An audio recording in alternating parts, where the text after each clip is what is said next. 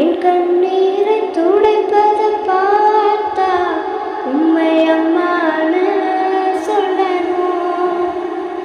என் விண்ணப்பத்தை கேட்பதை பார்த்தா உம்மை அப்பான்னு சொல்லணும். என்னை ஏந்துவதும் தாங்குவதும் பார்த்தா உம்மை அம்மான்னு சொல்லணும். இரக்கத்தை உருக்கத்தை பார்த்தா உம்மை அப்பான்னு சொல்லணும். என்னை ஏந்துவதும் தாங்குவதும் பார்த்தா உம்மை அம்மான்னு சொல்லணும். இரக்கத்தை உருக்கத்தை பார்த்தா உம்மை அப்பான்னு சொல்லணும். உம்மை அப்பா